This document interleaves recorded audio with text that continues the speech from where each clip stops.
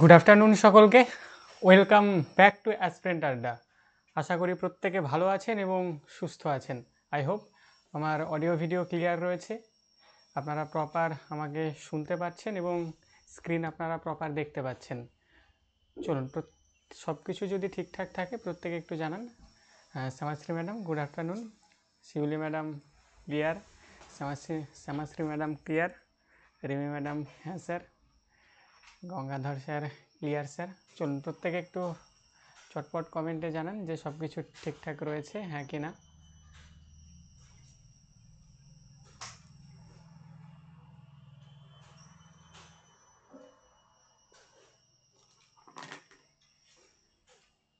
চলুন চম্পা ম্যাডাম,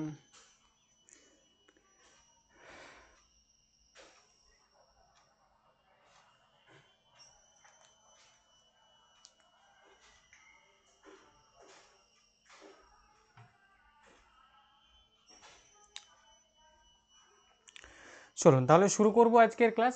আপনারা প্রত্যেকেই জানিয়েছেন যে স্যার সব কিছুই ক্লিয়ার রয়েছে, ঠিকঠাক রয়েছে, অডিও ভিডিওতেও কোনো রকম কোনো সমস্যা নেই।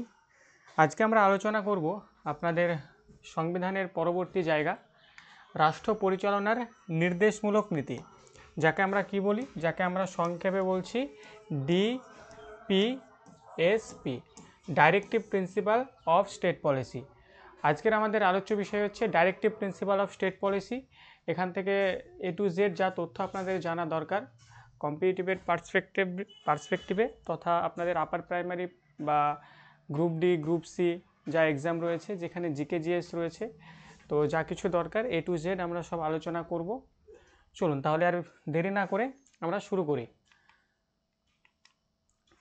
তো directive principle of state policy আজকের আমাদের মূল আলোচ্য বিষয়। তো তার আগে আমি একটু রিভিশনে যাই। আমরা কি দেখেছিলাম? আমরা দেখেছিলাম যে আমাদের ভারতীয় সংবিধান যখন কার্যকর হয় 1950, আমাদের ভারতীয় সংবিধান যখন কার্যকর হচ্ছে 1950 26 জানুয়ারি, 1950 সালের 26শে জানুয়ারি যখন আমাদের ভারতীয় সংবিধান কার্যকর হচ্ছে, তখন আমাদের ভারতীয় সংবিধানে আমরা যদি আর্টিকেলে যদি কথা বলি, আর্টিকেল ছিল 395। আর্টিকেল কতগুলো ছিল? আর্টিকেল ছিল হচ্ছে 395। আমরা যদি শিডিউলের কথা যদি বলি, শিডিউল ছিল আমাদের টোটাল 8টা, মানে তফসিল। আর আমরা যদি পার্টের কথা বলি, পার্ট ছিল হচ্ছে আমাদের টোটাল 22টা। এখন বর্তমানে যদি দেখি, বর্তমানে এই আর্টিকেলটা বেড়ে গিয়ে দাঁড়িয়েছে 448 প্লাস, শিডিউলটা বেড়ে গিয়ে দাঁড়িয়েছে 12, আর পার্ট বেড়ে গিয়ে দাঁড়িয়েছে 25, তাই তো? এই হচ্ছে আমাদের সংবিধান। যেমন সংবিধান হচ্ছে আমাদের একটা বইয়ের মতো, মনে করুন এই যে একটা বই, আপনারা বই দেখেছেন যে কোনো বই, তো মনে করুন এটা হচ্ছে একটা সংবিধানের বই। এই সংবিধানের বইয়ে টোটাল কতগুলো অধ্যায় রয়েছে বা টোটাল কতগুলো পার্ট রয়েছে? টোটাল পার্ট রয়েছে 25টা পার্ট রয়েছে, এবং সেই 25টা পার্টের মধ্যে আমরা কতগুলো আর্টিকেল দেখতে পাবো? টোটাল দেখতে পাবো 448টা আর্টিকেল। যেমন আপনারা যদি কোনো বই যদি পড়েন, দেখবেন সেখানে বইয়ের প্রথমে একটা সূচিপত্র বলে লেখা থাকে যে এটা হচ্ছে ভারতের ভূগোল, ভারতের ভূপ্রকৃতি, ভারতের নদ নদী, এভাবে একটা সূচিপত্র লেখা থাকে। এবং সূচিপত্রের পাশে দেখবেন পেজ নাম্বার লেখা থাকে যে ভারতের ভূপ্রকৃতি 1 থেকে 22 পাতা পর্যন্ত, ভারতের নদ নদী 1 থেকে 22 থেকে 45 পাতা পর্যন্ত, এরকম লেখা থাকে। তো তো সেই সংবিধান বইয়েতেও আমরা টোটাল অধ্যায় যদি দেখি, টোটাল অধ্যায় রয়েছে 25টা। টোটাল কতগুলো অধ্যায় রয়েছে? 25টা অধ্যায় রয়েছে। সেই 25টা অধ্যায়ের মধ্যে এই আর্টিকেলগুলো ইনক্লুড রয়েছে। এবং আমরা জেনেছিলাম যে আমাদের যে প্রথম যে অধ্যায়, অর্থাৎ ফার্স্ট পার্ট, প্রথম অধ্যায়ে আমরা কি দেখেছিলাম? যে India its territory, India its territory, Bharat ও তার ভূখণ্ড দেখেছিলাম। এবং এখানে আমরা আর্টিকেল যদি দেখি, আর্টিকেল ছিল 1 থেকে 4 পর্যন্ত। তাহলে আমাদের ভারতীয় সংবিধান বইয়ের প্রথম যে পার্ট বা প্রথম যে অধ্যায়, সেই অধ্যায়টার নাম হচ্ছে ইন্ডিয়াজ ইটস টেরিটরি। সেটা কত থেকে কত নম্বর ধারার মধ্যে ছিল? 1 থেকে 4 নম্বর ধারার মধ্যে ছিল। আমরা সেকেন্ড পার্টও আলোচনা করেছিলাম। সেকেন্ড পার্টে আমরা কি দেখব? আমাদের ছিল হচ্ছে সিটিজেনশিপ ছিল, মানে নাগরিকত্ব ছিল। কত থেকে কত নম্বর ধারার মধ্যে ছিল সেটা 5 থেকে 11 নম্বর ধারার মধ্যে আমরা সিটিজেনশিপ দেখেছিলাম। তারপরে থার্ড পার্টও আমরা আলোচনা করেছিলাম। থার্ড পার্টে আমাদের কি ছিল, আমাদের ছিল হচ্ছে ফান্ডামেন্টাল রাইট ছিল, মানে মৌলিক অধিকার ছিল, যা হচ্ছে আমাদের ভারতীয় সংবিধানের এই 12 থেকে 35 নম্বর ধারার মধ্যে ছিল। এগুলো আমরা ইতিমধ্যেই কমপ্লিট করে এসেছি। এর আগের ক্লাসগুলোতে এগুলো নিয়ে আমি বিস্তারিতভাবে আলোচনা করেছি। যারা ক্লাসগুলো করেননি অবশ্যই ক্লাসটা করে নিতে হবে, কেননা সামনে যে এক্সামগুলো রয়েছে সেই এক্সামগুলোর জন্য এই জায়গাগুলো ভীষণ গুরুত্বপূর্ণ। আর আপনারা জানেন যে এসএলএসটি নোটিফিকেশান দিয়েছে, সেখানে group D group C notification সামনেই এই মাসেই বেরোবে, এবং সেই সঙ্গে আপনারা জানেন যে আপার প্রাইমারিরও যে নোটিফিকেশান সেটাও খুব শীঘ্রই আসতে চলেছে, কেননা 2026-এর মার্চের আগে নোটিফিকেশান বের করতে হবে। এছাড়াও যদি কম্পিটিটিভ এক্সামের কথা যদি বলেন, সেটাও কিন্তু খুব শীঘ্রই আসতে চলেছে, কেননা আপনারা জানেন যে ওবিসি কেস যে ব্যাপারটা ছিল সেটা মিটে গেছে আর কি, যেটার জন্য আমাদের পিএসসির পরীক্ষাগুলো আটকে ছিল। আর সবচেয়ে ভাইটাল জিনিস যেটা, সেটা হচ্ছে ওই ভোটটা আছে 2026-এ বিধানসভা ভোট রয়েছে। কেউই চায় না তার গদি ছেড়ে দিতে, তো সরকার কিন্তু তার মনে প্রাণে সবটুকু চেষ্টা কিন্তু চালিয়ে দেবে এই জায়গায়, যে রিক্রুটমেন্টগুলো ঠিকঠাক করার চেষ্টা তারা চালাবে। তো তার জন্য বলবো, এই যে বছরটা আর কি, বা এই যে 2025 সালের এই যে মাস কয়েক যে কটা রয়েছে আর কি, আপনাদের জন্য ভীষণ ইম্পর্ট্যান্ট। কেননা সঠিকভাবে সঠিক প্রস্তুতি নিয়ে যদি সততার সঙ্গে যদি পরিশ্রম করে এগিয়ে যান, তাহলে সামনেই হয়তো কিছু একটা হয়ে যাবে। আর যদি এই সময়টাই যদি আপনি এদিক ওদিক সেদিক করে যদি কাটিয়ে দেন, মনে হয় না এরপরে এরকম সুযোগ আর পরবর্তীতে হয়তো পাবেন। তো তার জন্য এই সময়টা ভীষণ ভাইটাল। তো প্রত্যেককেই বলবো, বাংলা ভাষায় যেটা বলে, আদা জল খেয়ে উঠে পড়ে লাগতে হবে। তো এই পার্টগুলো part 1, part 3, part 1, part 2, part 3 এগুলো আমরা ইতিমধ্যেই কমপ্লিট করে এসেছি। আজকের পার্টে আমরা পার্ট 4 নিয়ে আলোচনা করব। আজকে আমরা কী নিয়ে আলোচনা করব? পার্ট 4 পার্ট আলোচনা করব। এই 4 পার্টে কি রয়েছে? পার্ট নাম্বার 4-এ রয়েছে আপনাদের ডিপিএসপি। এই ডিপিএসপির ফুল ফর্ম কি? এই ডিপিএসপির ফুল ফর্ম হচ্ছে ডাইরেক্টিভ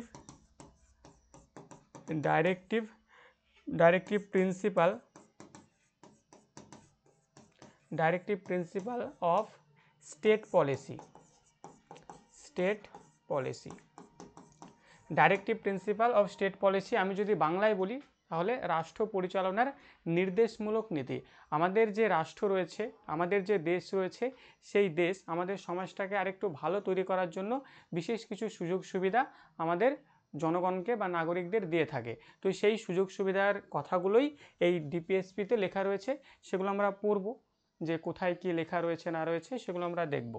সেই ডিপিএসপি যদি দেখি আমাদের ভারতীয় সংবিধানে, তাহলে তার পরবর্তী আর্টিকেল 36 থেকে 51 নম্বর ধারার মধ্যে রয়েছে ডিপিএসপি। কত থেকে কত নম্বর ধারার মধ্যে? 36 থেকে 51 নম্বর ধারার মধ্যে দেখব আমাদের ডিপিএসপি রয়েছে। এই ডিপিএসপিটা কোথা থেকে নিয়ে আসা হয়েছে? ডিপিএসপি নিয়ে আসা হয়েছে আমাদের আইরিশ বা আয়ারল্যান্ডের সংবিধান থেকে। আয়ারল্যান্ডের সংবিধান থেকে। কেননা আপনারা জানেন আমাদের ভারতবর্ষের সংবিধান সবচেয়ে বৃহত্তম এবং জটিল সংবিধান। বিভিন্ন জায়গা থেকে বিভিন্ন কিছু নিয়ে এসে আমাদের সংবিধানে রাখা হয়েছে। তো ঠিক সেরকমই ডিপিএসপিটা নিয়ে আসা হয়েছে আয়ারল্যান্ডের সংবিধান থেকে। এখানে আমরা ফান্ডামেন্টাল রাইট দেখলাম। ফান্ডামেন্টাল রাইট কোথা থেকে নিয়ে আসা হয়েছে? এর আগে আলোচনা করা হয়েছে। ফান্ডামেন্টাল রাইট ইউএসএ থেকে, বা ইউএসএ মার্কিন যুক্তরাষ্ট্র যে আমরা বলছি, একদম। সিটিজেনশিপ যদি বলি, সিটিজেনশিপ কোথা থেকে নিয়ে আসা হয়েছে? ব্রিটেন থেকে। হ্যাঁ, সিটিজেনশিপ নিয়ে আসা হয়েছে ব্রিটেন থেকে নিয়ে আসা হয়েছে, বা ইউকেও অপশানে থাকে, বা ইংল্যান্ডও অপশানে থাকে। ইংল্যান্ডও আপনারা অপশানে পেয়ে যেতে পারেন। তো আজকের আমাদের মেন আলোচ্য বিষয় যে জায়গাটা, সেটা হচ্ছে পার্ট 4, 36 থেকে 51 নম্বর ধারা। এই ধারাগুলো আমরা বিস্তারিতভাবে আলোচনা করব, কোথায় কি রয়েছে খুঁটিনাটি A to Z আমরা আলোচনা করব, এবং সেই সঙ্গে প্রিভিয়াস ইয়ার প্রশ্ন আমরা এই জায়গা থেকে প্র্যাকটিস করব। রাত্রেও আপনাদের ক্লাস রয়েছে, রাত্রে আপনাদের জিওগ্রাফি হবে, এবং জিওগ্রাফিতে আপনাদের আজকের টপিক হচ্ছে হিমালয়ান রিভার সিস্টেম। ক্লাসটা একটু লেন্দি হবে আর কি, কেননা অনেকগুলো বিষয় সেখানে রয়েছে। তো অবশ্যই রাতের ক্লাসে প্রত্যেকে জয়েন থাকবেন। চলুন তাহলে আজকের আমাদের মূল আলোচ্য বিষয় হচ্ছে part 4, DPSP, directive principle of state policy. চলুন শুরু করা যাক। ভারতীয় সংবিধানের চতুর্থ অধ্যায় একটু আগে আমি বললাম, চতুর্থ অধ্যায় পার্ট 4 36 থেকে 51 নম্বর ধারার মধ্যে রাষ্ট্র পরিচালনার নির্দেশমূলক নীতিগুলি উল্লেখিত হয়েছে। একটু আগে আমি বললাম যে আমাদের ভারতীয় সংবিধানের পার্ট 4 রয়েছে, সেই পার্ট 4-এর যে 36 থেকে 51 নম্বর ধারা, তার মধ্যে আমরা দেখতে পাবো ডিপিএসপি অর্থাৎ রাষ্ট্র পরিচালনার নির্দেশমূলক নীতি। এই বৈশিষ্ট্যসমূহ অর্থাৎ এই ডিপিএসপিগুলি আইরিশ সংবিধান থেকে গৃহীত হয়েছিল।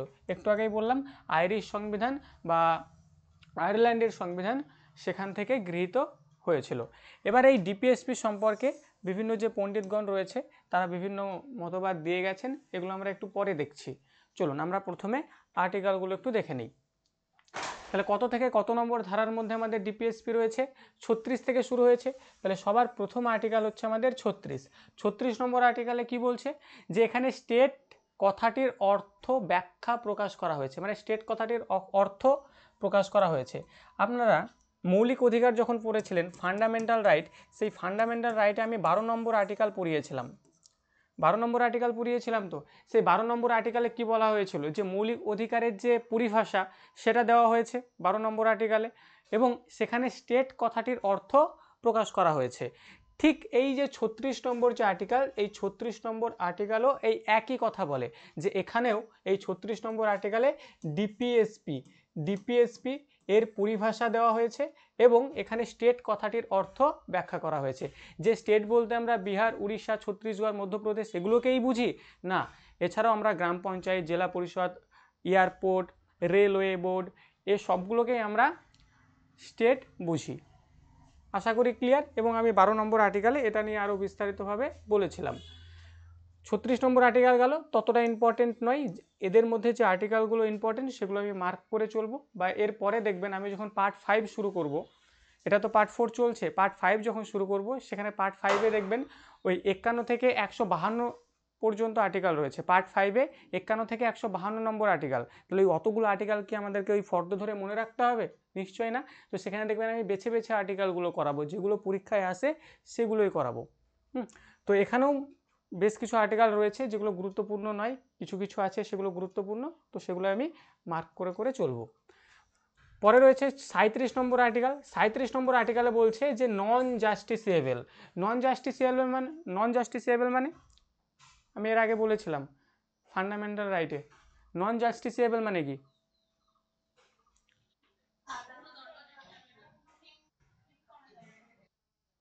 হ্যাঁ, মানে আদালতে আপনি আপিল করতে পারবেন না। আদালতে কি পারবেন না? আপনি আপিল করতে পারবেন না। এটা হচ্ছে নন জাস্টিসিয়েবল। অর্থাৎ আমি এখানে বলতে পারি এই যে 36 থেকে 51 নম্বর ধারার মধ্যে, এই 36 থেকে 51 নম্বর ধারার মধ্যে যা কিছু বলা হয়েছে সে সবগুলোই আমাদের সমাজটাকে আরেকটু ভালো করার জন্য।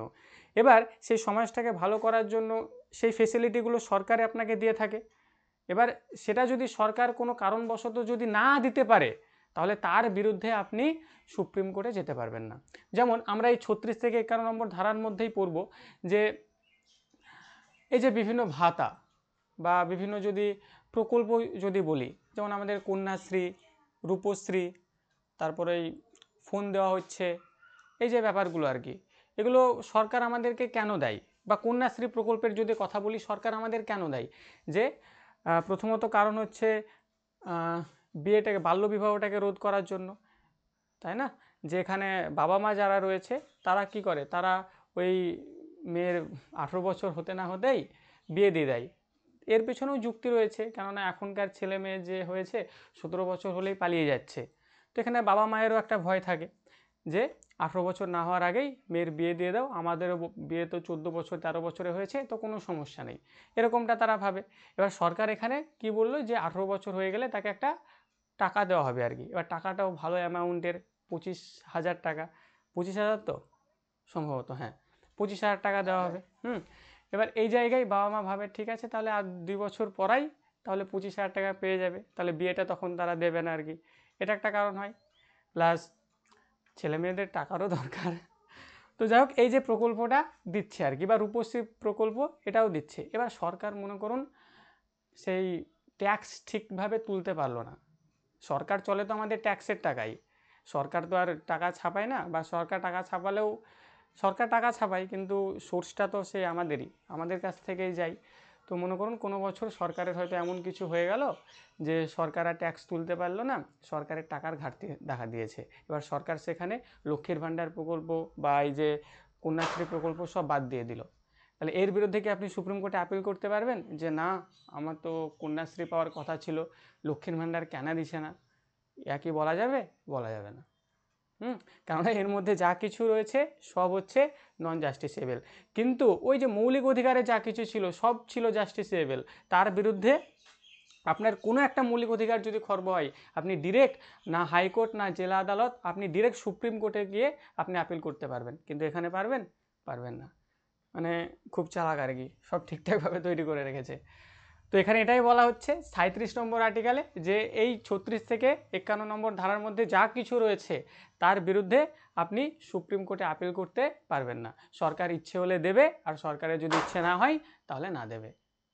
ক্লিয়ার? আশা করি বোঝা গেল। চলুন, পরে রয়েছে 38 নম্বর আর্টিকেল। 38 নম্বর আর্টিকেলে কি বলছে যে অবজেক্টিভসের কথা বলছে, মানে এর উদ্দেশ্য। অর্থাৎ আমাদের এই ডিপিএসপি রয়েছে, directive principle of state policy, এর উদ্দেশ্য কী, কেনই বা আমাদের সংবিধানে এটা রাখা হয়েছে? তো এর উদ্দেশ্য হচ্ছে জনকল্যাণকামী রাষ্ট্র তৈরি করা, জনকল্যাণকামী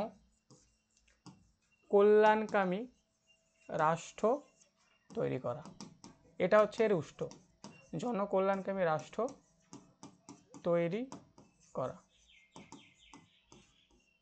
বা সমাজকে, আমাদের যে সমাজ রয়েছে, সোসাইটি রয়েছে, সেটাকে আরও সুন্দরভাবে গড়ে তোলা। এটা হচ্ছে আমাদের ডিপিএসপির উদ্দেশ্য। ক্লিয়ার? পরে রয়েছে 39 নম্বর আর্টিকেল। 39 নম্বর আর্টিকেলে কি বলছে যে সমান কাজের জন্য সমান বেতন দেওয়া হবে, যে equal pay for equal work. অর্থাৎ আপনি যদি সমান কাজ করেন তাহলে আপনাকে কি করা হবে? সমান বেতন দেওয়া হবে। এটা কত নম্বর আর্টিকেলে বলা হচ্ছে? এটা বলা হচ্ছে 39 নম্বর আর্টিকেলে বলা হচ্ছে। তবে এখানে দেখবেন প্রাইভেট যে সমস্ত সেক্টরগুলো থাকে সেখানে এই যে সিকোয়েন্সটা মেনটেন করা হয় না, কেননা সেখানে মহিলাদেরকে একটু কম বেতনই দেওয়া হয়, কেননা তারাও জানে যে মহিলারা তো বাড়িতে বসেই থাকে, তোদের যদি 10-20 হাজার দিই তাহলে ওরা কাজ করে দেবে। কিন্তু একটা পুরুষ মানুষ যদি দেখেন আর কি, সেখানে 10-20 হাজারে তাদের সংসার চলে না। তো এগুলো প্রাইভেট সেক্টরে সমান কাজ করছে, একটা পুরুষ আর একটা নারী সমান কাজ করছে, কিন্তু তাদেরকে অনেকাংশে সমান বেতন দেওয়া হয় না প্রাইভেট সেক্টরে। কিন্তু আপনি যদি কোনো সরকারি সেক্টর যদি দেখেন, সেখানে নারী পুরুষকে সমান বেতনই দেওয়া হয়, যেমন আপনি যদি টিচার যদি হন আপার প্রাইমারির, একজন ছেলে আর একজন মেয়েকে কি আলাদা আলাদা বেতন দেবে একই ডিপার্টমেন্টে একই কাজ করলে? নিশ্চয়ই না, দুজনকেই সমান বেতন দেবে। তবে হ্যাঁ, এখানে যদি কোনো ওই ন্যাশনাল এমার্জেন্সি যদি চলে আসে, জাতীয় জরুরি অবস্থা যদি ঘোষণা হয়ে যায়, তখন আপনি যদি বলে বসেন না আমি তো বেতন পাচ্ছি না, আমি এবার সুপ্রিম কোর্টে গিয়ে আপিল করব, এরকমটা করা যাবে না। কেননা এখানে যা কিছু রয়েছে সবই হচ্ছে নন জাস্টিসেবল। আমাদের সমাজটাকে আরেকটু সুন্দর করে তোলার জন্য এই কথাগুলো এখানে লেখা রয়েছে, এর বিরুদ্ধে আপনি সুপ্রিম কোর্টে যেতে পারবেন না। তো 39 নম্বর আর্টিকেলে কি বললো? 39 নম্বর আর্টিকেলে বলছে যে সমান কাজের জন্য সমান বেতন, equal pay for equal work. পরে আর্টিকেল রয়েছে এই 39-এর এ নামে একটা আর্টিকেল রয়েছে, কেননা আপনারা জানেন যে এ বি সি ডি এরকম করে করে আর্টিকেল থাকে। তো 39-এর এতে কি বলছে যে বিনামূল্যে কানুনি সহায়তা দেওয়া হবে, বিনামূল্যে কানুনি সহায়তা দেওয়া হবে, free legal aid will be provided. বিনামূল্যে কানুনি সহায়তা দেওয়া হবে। যেমন আপনারা জানেন, মনে করুন আমি কোনো একটা হয়তো ক্রাইম করলাম, বা আমি হয়তো কোনো একটা ক্রাইম করলাম না, এবার আমার প্রতিবেশী যেহেতু আমাকে দেখে অনেক হিংসে করে, আমার নামে কোনো একটা কেস দেখা গেল ঠুকে দিয়ে চলে এলো থানায়, যে এরকম ব্যাপার, আমি তো রাস্তা দিয়ে যাচ্ছিলাম আর আমার দিকে তাকিয়েছে আর কি, কুনজরে তাকিয়েছে, গালিগালাজও করেছে ইত্যাদি ইত্যাদি বলে সে মনে করুন আমার নামে একটা ডায়েরি করে দিয়ে চলে আসলো। আর যে থানায় ডায়েরি করতে গেছে আর কি, সেটা দেখা যাচ্ছে তার মামা ছিল, তার মানে মামা তো রেগে গেছে। এবার মামা বিশ্বাসও করে নিয়েছে, আমাকে ধরলো, তুলে নিয়ে চলে গেল। এবার আমাকে থানায় নিয়ে যাওয়া মানেই যে আমি দোষী এমনটা নয়, সেটা তো মৌলিক অধিকারে আপনাদের বলা হয়েছিল যে আমি ততক্ষণ পর্যন্ত দোষী হব না যতক্ষণ না পর্যন্ত আমাকে কোর্ট বলে দোষী। তাহলে আমাকে স্বাভাবিকভাবেই 24 ঘন্টার মধ্যে কোর্টে নিয়ে যেতে হবে। এবার 24 ঘন্টার মধ্যে কোর্টে না নিয়ে যেতে পারলেই যে আমাদের সুপ্রিম কোর্ট আছে, সুপ্রিম কোর্টের যে 5টা লেখ নির্দেশ বা আদেশ জারি করে আমার সেখানে একটা ব্যবস্থা করে দেবে সে। এবার সেখানে আমি তো সুপ্রিম কোর্টে আপিল করতে পারবো না, আমার যে শুভাকাঙ্ক্ষী যে রয়েছে সে হয়তো আপিল করলো, এরকমটা হতে পারে। এবার স্বাভাবিকভাবে আমাকে মনে করুন 24 ঘন্টার মধ্যেই কোর্টে নিয়ে যাওয়া হলো। এবার কোর্টে নিয়ে গিয়ে এবার আমার জন্য তো একটা কোনো উকিল দরকার। এবার সেই উকিল কেনার সামর্থ্য আমার নেই, তাহলে আমাকে কে সাহায্য করবে? তো সেজন্য আমাদের সরকার ব্যবস্থা করে রেখেছে যে বিনামূল্যে কানুনি সহায়তা দেওয়া হবে, কোনো ভয় নাই। কে দেবে সাহায্য? আপনি যদি এই সুপ্রিম কোর্টে যদি যান তাহলে সেখানে আপনাকে সাহায্য করবে হচ্ছে অ্যাটর্নি জেনারেল। এর আগের দিন বলেছিলাম আপনি যদি সুপ্রিম কোর্টে যান তাহলে আপনাকে সাহায্য করবে অ্যাটর্নি জেনারেল, যা হচ্ছে আমাদের সেন্ট্রালের হাইয়েস্ট ল অফিসার। সেন্ট্রালের highest law officer, law officer, আমি সব সংক্ষেপে এগুলো লিখে দিলাম, সেন্ট্রালের হাইয়েস্ট ল অফিসার। এগুলো এর আগের দিন সব বলা হয়েছে, তার জন্য আমি এখানে সংক্ষেপে লিখছি। পরে আপনি যদি হাইকোর্টে যদি যান তাহলে সেখানে আপনাকে কে সাহায্য করবে? সেখানে আপনাকে সাহায্য করবে হচ্ছে অ্যাডভোকেট জেনারেল। অ্যাডভোকেট জেনারেল, এটা হচ্ছে এডি, অ্যাডভোকেট জেনারেল সাহায্য করবে। এবং এই অ্যাডভোকেট জেনারেল হচ্ছে আমাদের স্টেটের হাইয়েস্ট ল অফিসার, আমাদের স্টেটের হাইয়েস্ট ল অফিসার, এরা সাহায্য করবে। এবার এখানে প্রশ্ন হলো, আমাকে যখন ধরে নিয়ে যাওয়া হচ্ছে আর কি, বা আমার নামে যখন কেসটা করা হয়েছে, তখন দেখা গেল যে ইন্ডিয়ার পাকিস্তানের মধ্যে যুদ্ধ চলছে এবং সেখানে জাতীয় জরুরি অবস্থা ঘোষণা করা হয়েছে, এবং সেখানে হয়তো কোনো একটা মীমাংসার কারণে অ্যাটর্নি জেনারেলও নেই, তারপর অ্যাডভোকেট জেনারেলও নেই, তারা তাদের কাজে ব্যস্ত রয়েছে। এবার সেই সময় যদি আমি বলি যে আমার তো আইনি কানুনি সহায়তার অধিকার তো আছে 39-এ, আমাকে দাও, নাহলে আমি সুপ্রিম কোর্টে যাব, আমি কি করতে পারবো? পারবো না। কেন পারবো না? সব নন জাস্টিসিয়েবল। মানে সরকার আমাদের জন্য ভালো কিছু করতে চায়, কিন্তু যদি করতে না পারে তার জন্য আপনি সুপ্রিম কোর্টে যেতে পারবেন না। এই হচ্ছে গল্প এখানকার। তাহলে দেখুন এখানে কতগুলো আর্টিকেল আমরা পড়লাম, যে 36 নম্বর আর্টিকেলে পড়লাম, এখানে ওই ডিপিএসপির পরিভাষা দেওয়া হয়েছে, যে ডিপিএসপি কি না কি সমাচার, যেগুলো আমরা এর আগেই আলোচনা করে আসলাম সেটা বলা হয়েছে। এবং এখানে স্টেট কথাটির অর্থ ব্যাখ্যা করা হয়েছে, যে স্টেট কি তার অর্থ ব্যাখ্যা করা হয়েছে। 37 নম্বর আর্টিকেলে বলছে যে এটা নন জাস্টিসিয়েবল, এর বিরুদ্ধে আপনি সুপ্রিম কোর্টে যেতে পারবেন না। 38 নম্বর আর্টিকেলে বলা হচ্ছে যে এর উদ্দেশ্য কি, ডিপিএসপির উদ্দেশ্য কি? ডিপিএসপির উদ্দেশ্য হচ্ছে জনকল্যাণকামী রাষ্ট্র তৈরি করা বা আমাদের সমাজটাকে আরও ভালো তৈরি করা, এটা হচ্ছে ডিপিএসপির উদ্দেশ্য। 39 নম্বর আর্টিকেলে বলছে যে সমান কাজের জন্য সমান বেতন দেওয়া হবে, কোনো ভয় নাই। আর 39-এর এ নামে একটা আর্টিকেল রয়েছে, সেখানে বলা হচ্ছে যে বিনামূল্যে কানুনি সহায়তা দেওয়া হবে, কোনো ভয় নাই। তবে যদি সেই সময় যদি জাতীয় জরুরি অবস্থায় চলে, আমাদের দেখা গেল সেই সময় অ্যাটর্নি জেনারেল অ্যাডভোকেট জেনারেল অন্য কোনো একটা বড় কেস নিয়ে মীমাংসা করছে, এবার সেই সময় আমি যদি বলি যে আমার বিচার কার্য, এবার আমার একটা দরকার আর কি, অ্যাডভোকেট দরকার, আমাকে দাও, তবে সরকার সেখানে যদি ইচ্ছা হয় দিতেও পারে, না দিতেও পারে, আমি তার বিরুদ্ধে যেতে পারবো না। এই ছিল 36 থেকে 39 পর্যন্ত আর্টিকেল। আশা করি আর্টিকেলগুলো ক্লিয়ার হয়েছে। আমি এখানে একটু বড় করে লেখা রয়েছে, আপনারা শর্টস নোটস বানাবেন, সেখানে এত বড় করে লেখার দরকার নেই, ছোট ছোট করে লিখবেন। যে 37 non justiciable, 38 objective, equal pay for equal work, 39-এর এ হচ্ছে যে free legal aid will be provided, আইনি সাহায্য আর কি। বলুন ক্লিয়ার হ্যাঁ কি না, একটু জানান প্রত্যেকে।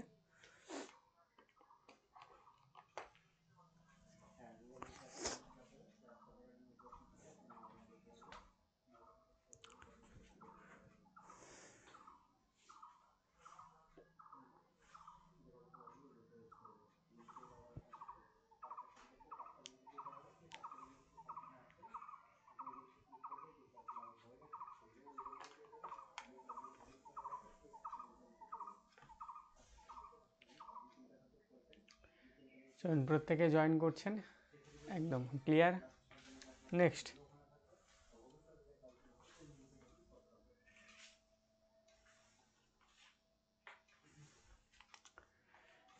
পরবর্তী আর্টিকেল হচ্ছে আর্টিকেল 40 ভিলেজ পঞ্চায়েত। আর্টিকেল 40-এ কী রয়েছে? আর্টিকেল 40-এ রয়েছে ভিলেজ পঞ্চায়েত। তো এই ভিলেজ পঞ্চায়েত যদি দেখি, মানে গ্রাম পঞ্চায়েত যদি দেখি, গ্রাম পঞ্চায়েত,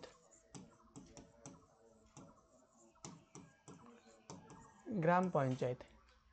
তো গ্রাম পঞ্চায়েত আপনারা প্রত্যেকেই জানেন বা প্রত্যেকেই চেনেন, প্রত্যেকেই কম বেশি গ্রাম পঞ্চায়েতে গেছেন ওই সার্টিফিকেট আনার জন্য। তাছাড়া তো আমার মনে হয় না অন্য কোনো কাজ গ্রাম পঞ্চায়েতে হয়, খুব কমই হয়। তো গ্রাম পঞ্চায়েতে আমরা সাধারণত এই সার্টিফিকেট যে ইনকাম সার্টিফিকেট, সেটা আনতে গিয়ে আমাদের দেখা সাক্ষাৎ হয়ে থাকে। তো এই গ্রাম পঞ্চায়েতে যদি কথা বলি, এই গ্রাম পঞ্চায়েত যখন আমাদের সংবিধান কার্যকর হচ্ছে বা সংবিধান যখন লেখা হচ্ছে, তখন ডক্টর বি আর আম্বেদকর এই যে পঞ্চায়েত রয়েছে এই পঞ্চায়েতটাকে রাখতে চায়নি। আম্বেদকর পঞ্চায়েতটাকে রাখতে চায়নি, যে পঞ্চায়েত রেখে কী হবে, পঞ্চায়েত রাখতে চায়নি। কিন্তু এখানে গান্ধীজি, পণ্ডিত গান্ধীজি এই পঞ্চায়েতটাকে রাখতে চেয়েছিল।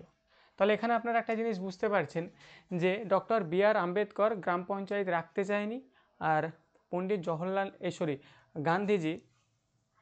গান্ধীজি এই গ্রাম পঞ্চায়েতটাকে রাখতে চেয়েছিল। আর গ্রাম পঞ্চায়েত তো আমাদের জন্য ভীষণই জরুরি।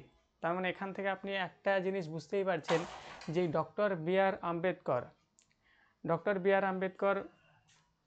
তো আমাদের সংবিধানের রচয়িতা, সংবিধান রচনা করেছে। এবার তার মানে কি তিনি স্বয়ং সম্পূর্ণ?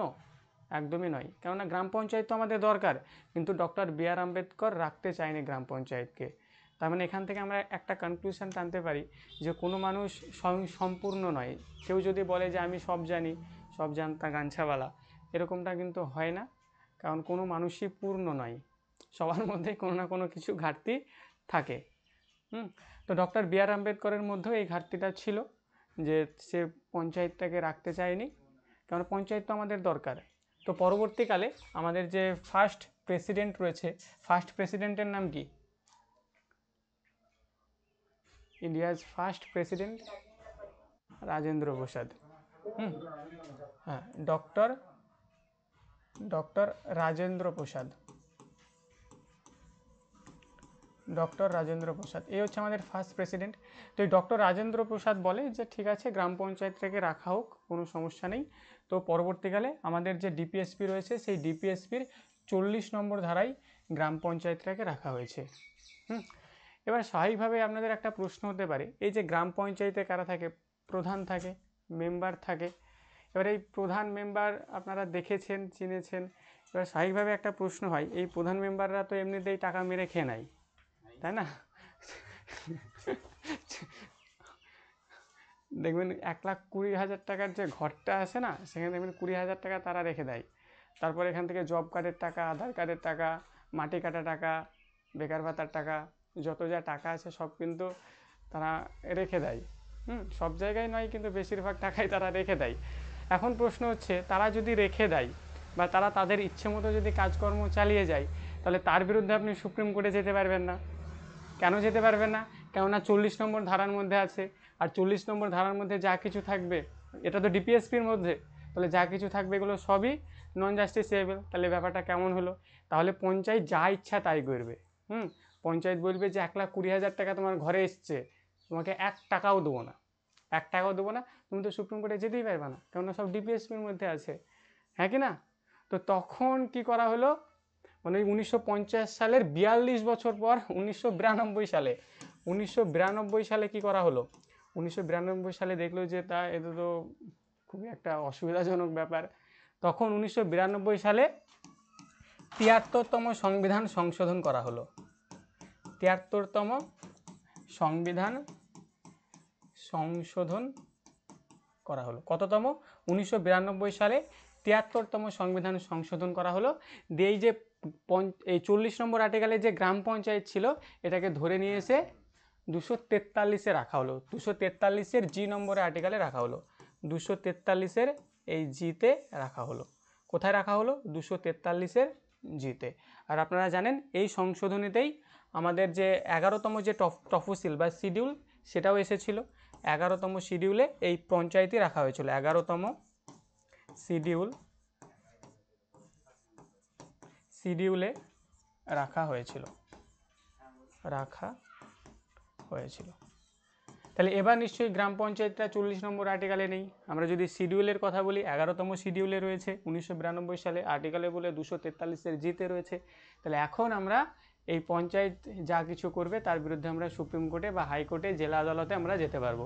কিন্তু এতদিন এই 42 বছর কিন্তু যাওয়া হয়নি। তখন পঞ্চায়েত মেম্বার প্রধান যারা ছিল আর কি, তাদের সেই ফুর্তি আর কি, 1,20,000 টাকার ঘর আসছে, সবই তারা মেরে খেয়ে নিয়েছে, কোনো ব্যাপার নেই। হ্যাঁ, এখনও কম বেশি হচ্ছে আর কি। দেখবেন মাঝে মধ্যে থাকে কারো 3 তলা বাড়ি, তার নামেও ঘর এসছে, কিন্তু যার একটা ঝোপড়ি আছে তার নামেও ঘর নেই। কেননা সে বলছে যে এরকম ব্যাপার, তাহলে 1,20,000 আসছে, তো তাহলে 50,000 তোমরা মিলেমিশে নিয়ে নাও আর 70,000 আমাকে দাও। এদিকে ওর 3 তলা বাড়ি আছে, কোনো কিছুই করতে হচ্ছে না, ঠিক আছে, কোনো সার্ভে আসছে না, কোনো কিছু হচ্ছে না। হয় এগুলো, সব জায়গায় নয়, তবে আমাদের ওখানে হয়েছে বা হয়। হ্যাঁ, পঞ্চায়েত, হ্যাঁ স্যার, এখন পঞ্চায়েত প্রধান হলেই তো ঠিক আছে, একটা টিচার চেয়ে ভালো বেতন পাবেন আপনি। চলুন 40 নম্বর আর্টিকেল ক্লিয়ার, হ্যাঁ কি না বলুন।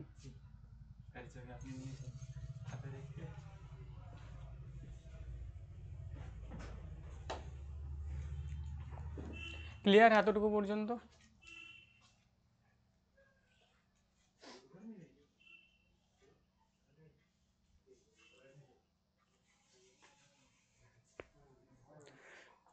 চলুন নেক্সট আমরা যাব।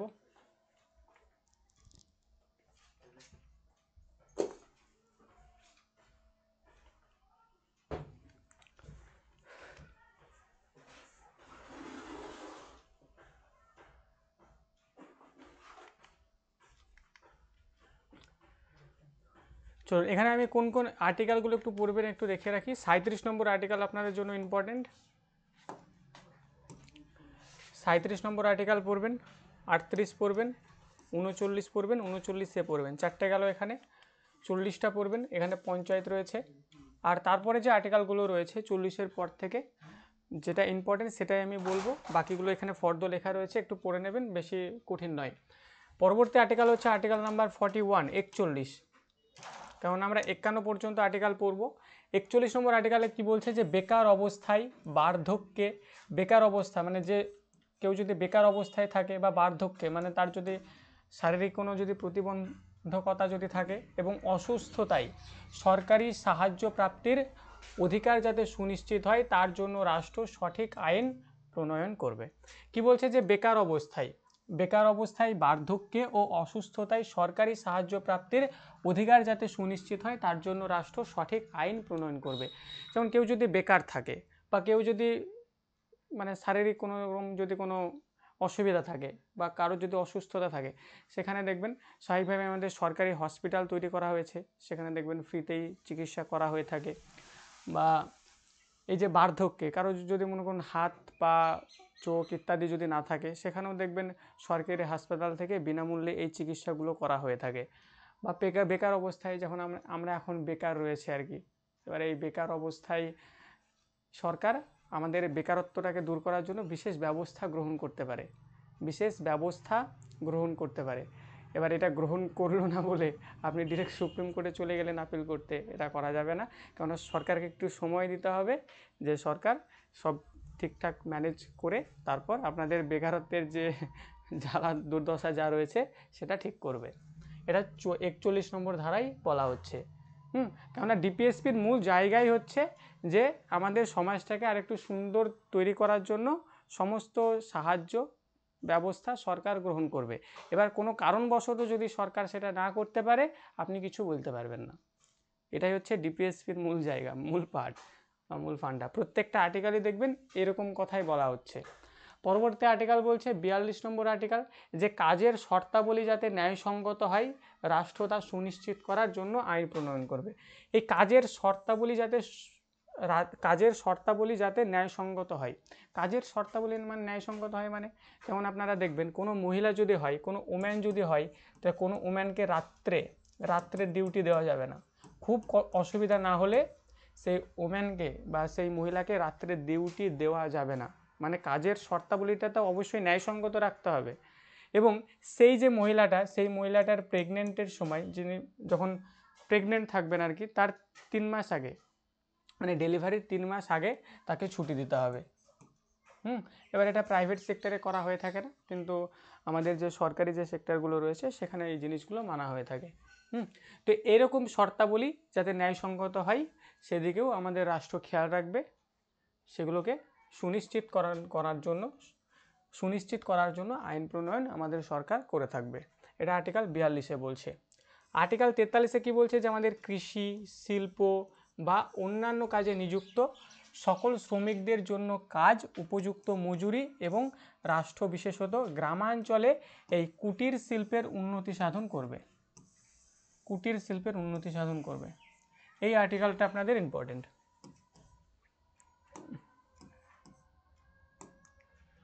এটা যে কুটির শিল্পের কথা বলা হয়েছে বা কুটির শিল্পের উন্নতি সাধনের কথা বলা হয়েছে আমাদের কোন আর্টিকেলে, তাহলে আর্টিকেলটা কত, আর্টিকেল হচ্ছে 43-তে বলা হচ্ছে যে কৃষি, শিল্প বা অন্যান্য কাজে নিযুক্ত সকল শ্রমিকদের জন্য কাজ, উপযুক্ত মজুরি এবং রাষ্ট্র বিশেষত গ্রামাঞ্চলে কুটির শিল্পের উন্নতি সাধন করবে।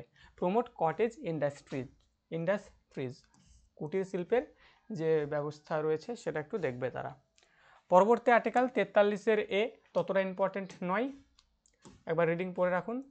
আর্টিকেল 43-এর এ এখানে কি বলছে, যে 42তম সংবিধান সংশোধনী আইন 1976-তে রাষ্ট্র আইন প্রণয়নের দ্বারা বা অন্য কোনো উপায়ে কোনো শিল্প সংস্থা বা অন্যান্য সংগঠনের পরিচালন ব্যবস্থায় শ্রমিকদের অংশগ্রহণ এবং সুনিশ্চিত করার ব্যবস্থা গ্রহণ করবে। আর পরে আর্টিকেল 43-এর বি রয়েছে, এখানে 96তম সংবিধান সংশোধনী আইন 2011-তে রাষ্ট্র সমবায় সমিতি গঠন ও তার কাজকর্ম যাতে সুষ্ঠুভাবে পরিচালিত হয় তার জন্য রাষ্ট্র ব্যবস্থা করবে। সুষ্ঠুভাবে পরিচালিত হয় তার জন্য ব্যবস্থা করবে। আমি শেষের লাইনটা লিখে দিচ্ছি, সুষ্ঠুভাবে পরিচালিত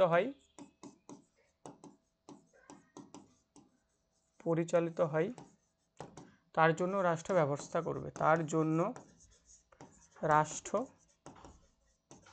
ব্যবস্থা করবে। ততটা ইম্পর্টেন্ট নয়, এই আর্টিকেল 43টা খেয়াল রাখবেন। পরবর্তী আর্টিকেল হচ্ছে আর্টিকেল 44, একদম ভিভিআই। আর্টিকেল 44 ভিভিআই, এখানে কি কথা বলা হচ্ছে, এখানে বলা হচ্ছে এই যে ইউনিফর্ম সিভিল কোডের কথা কোথায় বলা হচ্ছে, আমাদের ভারতীয় সংবিধানের 44 নম্বর যে ধারা রয়েছে সেই 44 নম্বর ধারায় বলা হচ্ছে যে ভারতের রাজ্য ক্ষেত্রে সর্বত্র নাগরিকগণের জন্য একই প্রকারের দেওয়ানি আইন, মানে প্রত্যেকের জন্য একই প্রকারের দেওয়ানি আইন নিয়ে আসবে রাষ্ট্র, এটা 44 নম্বর ধারায় বলা হচ্ছে। যেমন দেখবেন আপনারা যদি হাইকোর্ট বা সুপ্রিম কোর্টে যদি যান, একজন ব্যক্তি থাকে তার চোখ মুখ সব ঢাকা থাকে আর কি, সে কিন্তু সামনে কে আছে দেখতে পায় না, সে দেখে যে কে দোষ করেছে আর কে করেনি। সে রাষ্ট্রপতি হলেও দেখবেন তাকে ফাটাকসে মেরে দেয়, তার চোখ ঢাকা থাকে। মানে সকলের জন্য, রাষ্ট্রপতি হও, প্রধানমন্ত্রী হও, তুমি সাধারণ নাগরিক হও, সবার জন্য একই প্রকারের যে দেওয়ানি আইন তার কথা বলা হয়েছে আমাদের 44 নম্বর আর্টিকেলে। এবার এর কিছু এক্সেপশনস রয়েছে, সেগুলো আমি ওই ফান্ডামেন্টাল যে রাইটস রয়েছে সেখানে বলেছিলাম। পরে রয়েছে 45 নম্বর ধারা, এই ধারাটাও আপনাদের ইম্পর্টেন্ট। 45 নম্বর ধারায় কি বলা হচ্ছে, এই যে 6 থেকে 14 বছর পর্যন্ত যে বাচ্চারা রয়েছে তাদেরকে বিনা বেতনে অবৈতনিকভাবে শিক্ষার ব্যবস্থা করতে হবে, এটা বলা হচ্ছে। এবার আপনারা সাধারণভাবেই জানেন 45 নম্বর ধারাটা কার মধ্যে, ডিপিএসপির মধ্যে। আর এই ডিপিএসপির মধ্যে যা কিছু থাকবে সব নন জাস্টিসিয়েবল, এর বিরুদ্ধে হাইকোর্টে আপিল করা যাবে না। তো এর জন্য কি হচ্ছিল, যে 6 থেকে 14 বছরের পর্যন্ত বাচ্চাদের বিনা বেতনে দেখা যাচ্ছে যে শিক্ষার ব্যবস্থা হচ্ছে না। কোনো স্কুলে ভর্তি করাতে গেলে টাকা পয়সা চেয়ে বসছে, বা বাবা মাও তাদের বাচ্চাকে শেখাচ্ছে না। মানে যেই 10 বছর বা 12 বছর যেই হাঁটা শিখে যাচ্ছে, কথা বলা শিখে যাচ্ছে, বাবু যাও ওখানে যাও, ওই যে আইসক্রিমের ব্যবসাটা ওটা শুরু করো, এরকমটা হয় আর কি।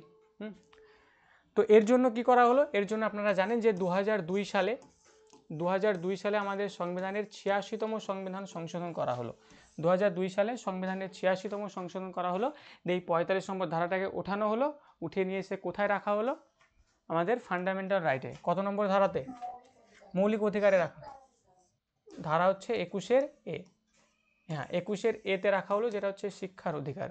তাহলে এখন এই যে 6 থেকে 14 বছরের বাচ্চাদের যে শিক্ষা দিতে হবে, এটা মৌলিক অধিকারের আওতায় রয়েছে। আর মৌলিক অধিকারের মধ্যে যা কিছু থাকবে সব হচ্ছে কি, সব হচ্ছে জাস্টিসিয়েবল, তার বিরুদ্ধে সুপ্রিম কোর্টে অ্যাপিল করা যাবে। ক্লিয়ার? আশা করি বোঝা গেল। পরে রয়েছে 46, আর্টিকেল নাম্বার 46। আর্টিকেল নাম্বার 46-এ কী বলছে, যে রাষ্ট্র তফসিলি জাতি, তফসিলি জাতি মানে যাদেরকে আমরা এসসি বলি, তফসিলি উপজাতি মানে, তফসিলি উপজাতি মানে যাদেরকে আমরা এসটি বলি। তাহলে তফসিলি জাতি, তফসিলি উপজাতির শিক্ষা বিষয়ক ও অর্থনৈতিক স্বার্থ সংরক্ষণ করবে এবং তাদেরকে সামাজিক অবিচার ও সকল রকমের শোষণ থেকে রক্ষা করার চেষ্টা করবে রাষ্ট্র, এবং রাষ্ট্র তা করেও থাকে। তেমন দেখবেন বিভিন্ন যে সরকারি নিয়োগগুলো হয় সেখানে এসসি এসটিদের জন্য একটু ছাড় দেওয়া হয়ে থাকে, প্লাস যখন ফর্ম ফিল আপ করা হয় সেখানেও কম বেশি ছাড় দেওয়া হয়ে থাকে। তো অর্থনৈতিকভাবে বা সামাজিকভাবে এই এসসি এসটিদের রাষ্ট্র একটা সাহায্য করে থাকে, এবং এটা আপনারা জানেন। এবার এখানে অনেকের হয়তো মনে হতে পারে যে স্যার আমরা তো জেনারেল, আমাদের ছাড় দেওয়া হচ্ছে না, ইত্যাদি ইত্যাদি। মানে আপনারা অলরেডি এগিয়ে রয়েছেন, যারা জেনারেল আর কি তারা এগিয়ে রয়েছেন। আর যারা এসসি এসটি রয়েছে, এসসি এসটি রয়েছে, তাদেরকে বলা হচ্ছে যে আমরা এদেরকে একটু পুশ করে দিই, আমরা এদেরকে একটু পুশ করে দিই, তারা যাতে এই জেনারেলের সঙ্গে পায়ে পা দিয়ে চলতে পারে। আর এই যে সংরক্ষণটা দেওয়া হয়, এই সংরক্ষণটা কিন্তু ধর্মের উপর বেশ করে দেওয়া হয় না। ধর্মেতে কি এই সংরক্ষণটা দেওয়া হয়? ধর্মেতে দেওয়া হয় না, যে আমি হিন্দু বলে আমি সংরক্ষণ পাবো, কেউ একজন মুসলিম বলে সে সংরক্ষণ পাবে না, এমনটা কিন্তু দেওয়া হয় না। সংরক্ষণটা দেওয়া হয় জাতির ওপর বেশ করে।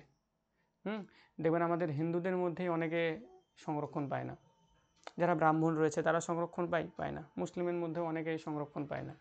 তো সংরক্ষণটা ধর্মে নয়, সংরক্ষণটা দেওয়া হয় হচ্ছে জাতিতে, কোন জাতি ছোট বা উঁচু নিচু ইত্যাদি এগুলোর উপর বেশ করে সংরক্ষণটা দেওয়া হয়। তো এই জাতি যেদিন উঠে যাবে আর কি, সেদিন দেখবেন এই সংরক্ষণ আর থাকবে না। এখনও তো অনেকে এই জাতি জাতি বলে মেতে ওঠে আর কি, যে আমি উঁচু জাতি ও ছোট জাতি।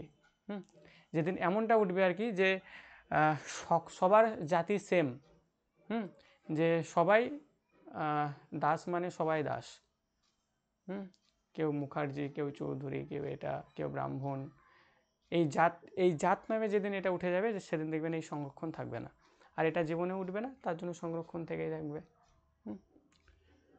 পরে রয়েছে 47 নম্বর ধারা। 47 নম্বর ধারায় কি বলা হচ্ছে, যে রাষ্ট্র খাদ্য পুষ্টির স্তরের ও জনস্বাস্থ্যের উন্নতিকরণকে 46 নম্বর, এটাও ইম্পর্টেন্ট, রাষ্ট্র খাদ্য পুষ্টির স্তরের ও জনস্বাস্থ্যের উন্নতিকরণকে প্রধান কর্তব্যসমূহের অন্যতম বলে মনে করবে, এবং এই যে মদ বা মাদক দ্রব্যের যে ব্যবহার সেটা নিষিদ্ধ করবে। মদ বা মাদক দ্রব্যের যে ব্যবহার, এটাও আপনাদের ইম্পর্টেন্ট হয়ে যায়, যে মদকে নিষিদ্ধ করা হয়েছে কোথায়, কত নম্বর আর্টিকেলে মদ বা মাদক দ্রব্য যেগুলো রয়েছে এগুলোকে নিষিদ্ধ করা হয়েছে আমাদের ভারতীয় সংবিধানের কোন আর্টিকেলে? এটা রয়েছে 47 নম্বর আর্টিকেলে। এবার স্বাভাবিকভাবে আপনাদের প্রশ্ন হয় আর কি, তাহলে মদ যেহেতু বা মাদক দ্রব্য যেহেতু নিষিদ্ধকরণ করা হয়েছে, তাহলে আমাদের বাড়ির আশেপাশে 3টা কাউন্টার কি করে হয় বলুন, জানা আছে? মদ বা মাদক দ্রব্যের ব্যবহার নিষিদ্ধকরণ করা হয়েছে, তাহলে আমার বাড়ির একদম সরকারের ভীষণ ইনকাম, এক হচ্ছে পেট্রোল আর হচ্ছে মদ, এগুলোকে সব জিএসটির বাইরে রাখা হয়। কেননা জিএসটির মধ্যে রাখলে ঠিক আছে, একটা মদের খরচ হচ্ছে মনে করুন 500 টাকা, সেখানে যদি আমি জিএসটির 4টে স্ল্যাব রয়েছে, 5%, 12%, 18%, 28%, আপনারা ইকোনমিতে পড়েছেন বা যারা ক্লার্কশিপের সময় ছিলেন, আমি দেখবেন ইকোনমির একটা ম্যারাথন করিয়েছিলাম। তো 5%, 12%, প্রথমে 0%, 0%, 5%, 12%, 18%, 28%, এই হচ্ছে জিএসটির স্ল্যাব। যদি কোনো একটা মদ তৈরি করতে যদি 500 টাকা খরচ হয় এবং সেখানে যদি 28% যদি জিএসটি লাগানো হয়, তাহলে সেই মদটার দাম হবে কত? 700 থেকে 750 টাকা মতো, এরকম দাম হবে। তো সেই জন্য সেই মদটাকে জিএসটির বাইরে রাখা হয়, সেই মদটার প্রাইস রাখা হয় 2100 টাকা। আর সরকারও জানে, ঠিক আছে, মদ যে দোকানেই বিক্রি হোক বা যত দূরেই হোক, ঠিক আছে, যে জঙ্গলের মধ্যেই হোক, মদের দোকান দেখবেন ঠিক চলবে আর কি, কোনো হয় নাই। তো সরকারের একটা ভালো ইনকাম সোর্স আর কি এটা। তাহলে মদ বা মাদক দ্রব্যের ব্যবহার নিষিদ্ধ করবেন এটা বলা হয়েছে। এবার এখানে সরকারের লাভ হচ্ছে, আর এখানে যা কিছু বলা হয়েছে সবই দেখবেন আমাদের সমাজটাকে উন্নত করার জন্য, কিন্তু ওই যে হাইকোর্টে বা সুপ্রিম কোর্টে আপনি যেতে পারবেন না, তাহলে এ নিয়েও আপনি সুপ্রিম কোর্টে বা হাইকোর্টে যেতে পারবেন না। পরবর্তীকালে যদি সংশোধন করে আমাদের যে সংসদ রয়েছে, এই সংসদ বলতে আমাদের রাজ্যসভা লোকসভার প্রেসিডেন্ট, তখন হয়তো বা কিছু একটা করা যাবে। এখন তো সেরকম কোনো ব্যাপার নেই। আর মদ এমনিতেও খারাপ জিনিস নয়, ভালো জিনিস। চলুন নেক্সট আর্টিকেল নাম্বার 48। পরবর্তী আর্টিকেল হচ্ছে 48। এখানে কি বলছে? এখানে বলছে যে রাষ্ট্র আধুনিক ও বৈজ্ঞানিক পদ্ধতিতে কৃষি ও পশুপালনের ব্যবস্থা করবে।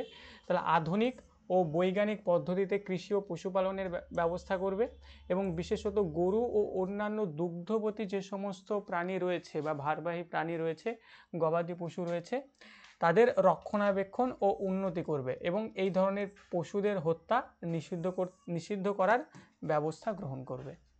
তাহলে এখানে কি বলছে?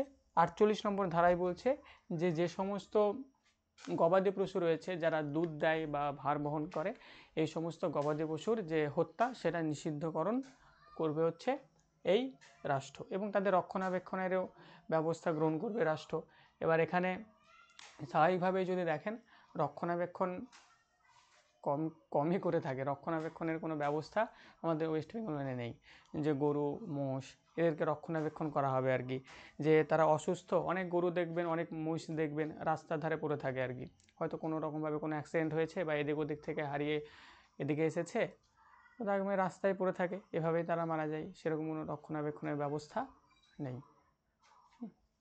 তো এর বিরুদ্ধে তো সুপ্রিম কোর্টে যাওয়া যাবে না। Important article. পরে বলছে 48-এর এ নামে একটা আর্টিকেল করা হয়েছে যে রাষ্ট্র দেশের পরিবেশের রক্ষণ এবং উন্নতি সাধন, এবং এই যে বন এবং বন্যপ্রাণীর সংরক্ষণ করবে। আমাদের যে বন রয়েছে, আপনারা জানেন আমাদের ওয়েস্ট বেঙ্গলে 6টা ন্যাশনাল পার্ক রয়েছে। হ্যাঁ, 6টা ন্যাশনাল পার্ক রয়েছে। সবচেয়ে বড় ন্যাশনাল পার্ক হচ্ছে সুন্দরবন। এছাড়াও আমাদের 5টা ন্যাশনাল পার্ক রয়েছে। ন্যাশনাল পার্কের ফর্দ যখন দেওয়া হবে সেখানে বলা হবে। এছাড়াও প্রচুর বন রয়েছে, স্যাংচুয়ারি তো অনেক রয়েছে। তো সেই সমস্ত বন এবং বন্য প্রাণীর সংরক্ষণ কে করবে? সংরক্ষণ করবে হচ্ছে আমাদের রাষ্ট্র। এখানে 48-এর এতে বলা হয়েছে। পরে 49 নম্বর ধারা, সংসদ কর্তৃক প্রণীত আইন দ্বারা ঘোষিত ঐতিহাসিক কারণে আকর্ষণীয় স্মারক বা স্থান রক্ষা করার দায়িত্ব রাষ্ট্রের রয়েছে। যেমন আমরা যদি দেখি আমাদের যে তাজমহল রয়েছে, এটা ঐতিহাসিক কারণে একটা প্রসিদ্ধ জায়গা। তাজমহল বা ইলোরা গুহা, অজন্তা গুহা, কোণারকের সূর্য মন্দির, তারপর আরও কি আছে না, কুতুব মিনার, এই যে জায়গাগুলো, এগুলো কিন্তু ঐতিহাসিক কারণে একটা প্রসিদ্ধ জায়গা আর কি, ভালো জায়গা। তো সেগুলোকে সরকার রক্ষণাবেক্ষণ এবং কি করবে? তাদের রক্ষা করার দায়িত্ব আমাদের সরকার নেবে। যেমন মুর্শিদাবাদে আমাদের রয়েছে না হাজারদুয়ারি, এই জিনিস জায়গাগুলো। আর্টিকেল 50 রয়েছে যে রাষ্ট্র বিচার ব্যবস্থা থেকে শাসন ব্যবস্থাকে আলাদা করবে। আমাদের যে বিচার ব্যবস্থা রয়েছে, এবার বিচার ব্যবস্থা শাসন ব্যবস্থা কি পরবর্তী পার্টে আমরা আলোচনা করব, পার্ট 5-এ। বিচার ব্যবস্থা শাসন ব্যবস্থা, প্রথমত আপনাদের প্রেসিডেন্ট আছে, তারপরে আছে আপনাদের ভাইস প্রেসিডেন্ট, তারপরে রয়েছে শাসন ব্যবস্থা বিচার ব্যবস্থা, যেখানে আপনারা পার্লামেন্টটা পড়বেন, সেখানে রয়েছে। তো এই ছিল আপনাদের 36 থেকে 40 পর্যন্ত ধারা। এবং খুব একটা বেশি নয়, এখানে একটু ফর্দ আকারে একটু বেশি লেখা ছিল, তো আপনারা এত লিখতে যাবেন না, ছোট ছোট করে একটু একটু করে লিখতে থাকবেন। 43 নম্বর ধারা লিখবেন, শুধু কুটির শিল্প লিখে রেখে দেবেন।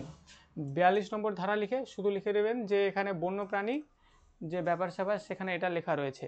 41 নম্বর ধারা লিখবেন, এখানে লেখা থাকবে ওই যে বেকার বার্ধক্য অবস্থায়, ছোট ছোট করে যত শর্টে পারবেন, যত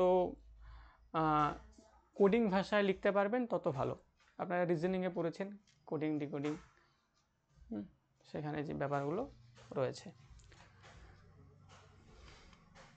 চলুন, কোনো আর্টিকেল যদি বুঝতে অসুবিধা হয় চলুন একটু চটপট জানান।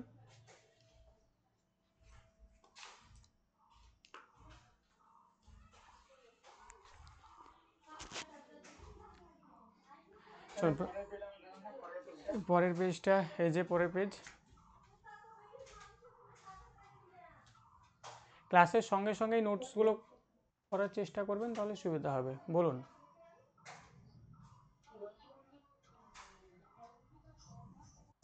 হুম।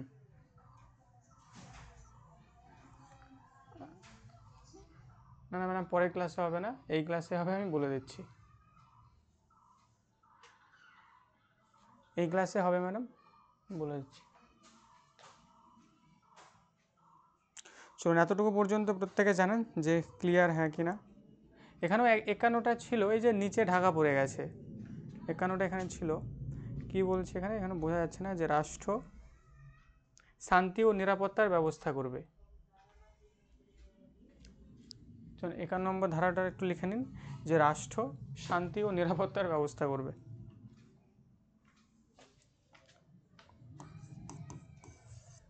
রাষ্ট্র, রাষ্ট্র মানে আমাদের দেশ, রাষ্ট্র শান্তি ও নিরাপত্তার ব্যবস্থা করবে, নিরাপত্তার ব্যবস্থা করবে।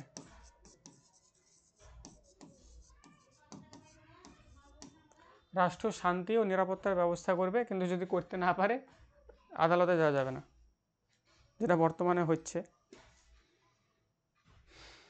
চলুন প্রত্যেকে একটু জানান ক্লিয়ার হ্যাঁ কিনা।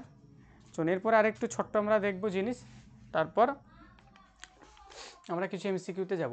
আমাদের যে directive principle of state policy রয়েছে, directive principle of state policy, এগুলোকে আমরা কতগুলো ভাগে ভাগ করছি,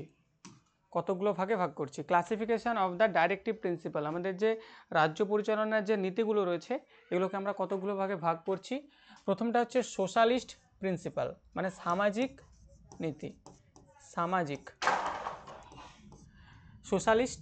সোশ্যালিস্টিক প্রিন্সিপাল। তারপর রয়েছে গান্ধিয়ান প্রিন্সিপাল, মানে গান্ধীজির নীতি কিছু, বা গান্ধীবাদী নীতি। পরে রয়েছে লাইবেরাল ইন্টেলেকচুয়াল প্রিন্সিপাল, মানে এটা মানে হচ্ছে উদারনৈতিক নীতি।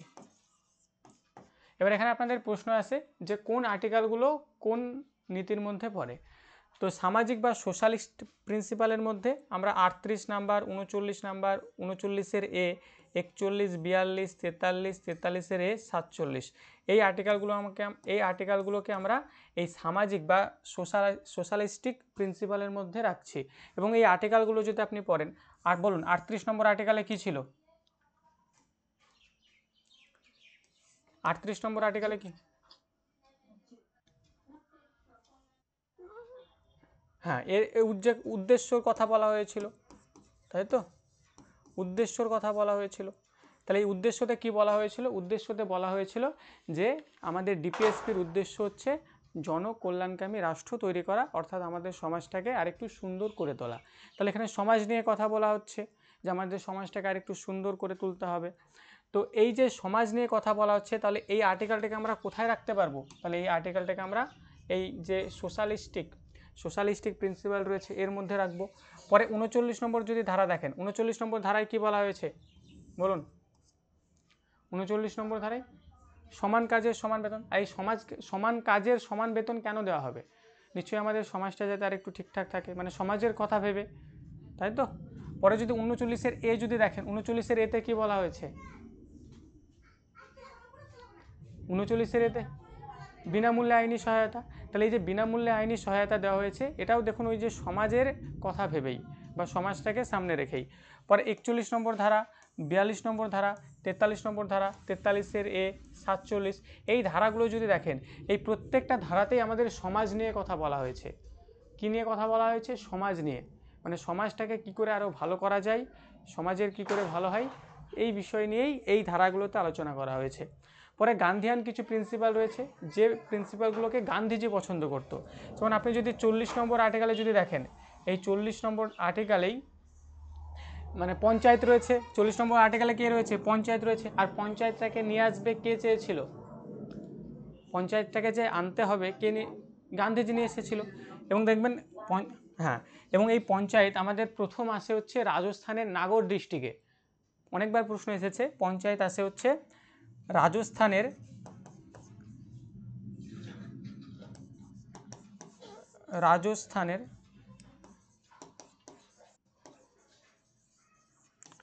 রাজস্থানের নাগর ডিস্ট্রিক্টে, নাগর জেলাতে। কত সালে জানা আছে? গান্ধীজির জন্মদিন কবে?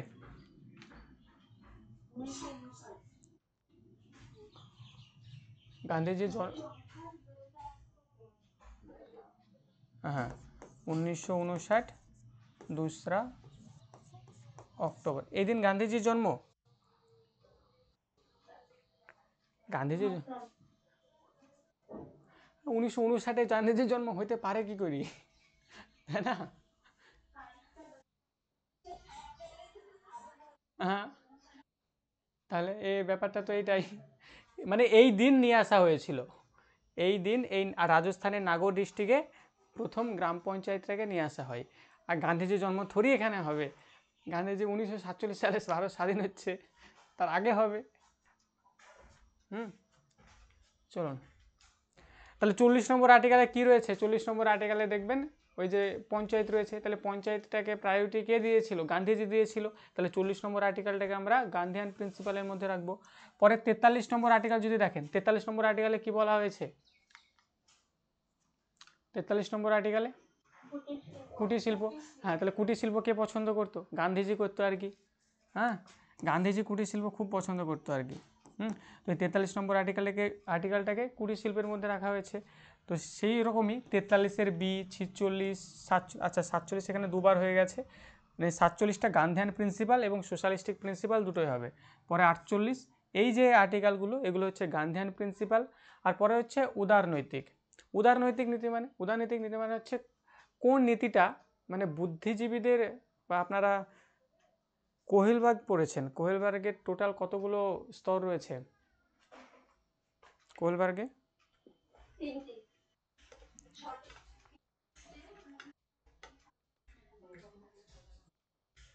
তিনটে স্টেজ আর 6টা স্তর। ষষ্ঠ স্তরে যারা থাকে তারা কেমন হয়? ষষ্ঠ স্তরে যারা থাকে সবচেয়ে উদার আর কি, ঠিক আছে। যেমন এক্সাম্পল দু একজন ব্যক্তির নাম, বিবেকবান আর কি, ঠিক আছে। যেমন সেখানে আমরা রাজা রামমোহন রায়, গান্ধীজি, স্বামী বিবেকানন্দ এদেরকে রাখতে পারে আর কি। তো তাদের মাথা থেকে প্রস্ফুটিত যে সমস্ত চিন্তা ভাবনা আর কি, তো সেগুলো দেখবেন এই আর্টিকেলগুলোর মধ্যে রয়েছে। এই যে 44 নম্বর ধারায়, 44 নম্বর ধারায় কি বলা হয়েছে? ইউনিভার্সাল সিভিল কোড, সবার জন্য সমান আইন। এটা ওই তাদেরই মাথা থেকে প্রস্ফুটিত চিন্তা ভাবনা। 45 নম্বর ধারায় কি বলা হয়েছে? ওই যে 6 থেকে 14 বছর পর্যন্ত বাচ্চাদের শিক্ষা দিতেই হবে, কেননা শিক্ষা হচ্ছে এমন একটা হাতিয়ার যে আপনার কাছে থাকলে আপনার মাথা কখনো নিচু হবে না। তো ওই 45 নম্বর ধারায় বলা হয়েছে যে দিতেই হবে, 6 থেকে 14 বছর পর্যন্ত যে বাচ্চারা রয়েছে তাদেরকে শিক্ষা দিতেই হবে। তো এটা কাদের মাথা থেকে বের হতে পারে? নিশ্চয়ই ওই উদারনৈতিক যে সমস্ত ব্যক্তি রয়েছে। এরকমই 48-48-এর এ, 49, 50, 51 এগুলো সবই হচ্ছে লাইবেরাল ইন্টালেকচুয়াল প্রিন্সিপাল। তো এখানে আর্টিকেলগুলো রয়েছে। দেখুন আর্টিকেলটার মধ্যে কি রয়েছে এটা যদি আপনি জেনে যান, তাহলে সেটা সোশ্যালিস্ট নাকি গান্ধীয়ান নাকি লাইবেরাল আপনি অটোমেটিক্যালি বুঝে যাবেন। আশা করি ক্লিয়ার এর 3টে ক্লাসিফিকেশন। বলুন।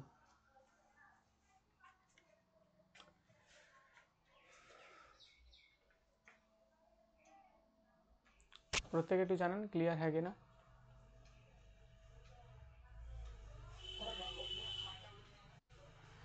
রাজস্থানের নাগর ডিস্ট্রিক্টে সালটা হচ্ছে 1959 সালের 2রা অক্টোবর। 2রা অক্টোবর গান্ধীজি জন্মগ্রহণ করেন, আর সালটা হচ্ছে এই 1959 সালের 2রা অক্টোবর রাজস্থানের নাগর ডিস্ট্রিক্টে প্রথম গ্রাম পঞ্চায়েত নিয়ে আসা হয়। 1959 সালের 2রা অক্টোবর ও সিটি। আর গান্ধীজির জন্মদিন কবে? এই জন্মদিন বলছি, জন্মসাল, জন্মগ্রহণ করে কবে? ওই যে গুজরাটের পোরবন্দরে।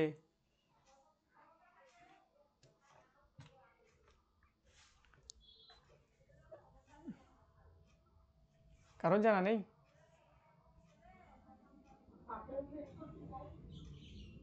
1861, আমারও মনে নেই ম্যাডাম, একটু দেখে জানাবেন। চলুন কিছু এমসিকিউ আমরা প্র্যাকটিস করি। প্রথম হ্যাঁ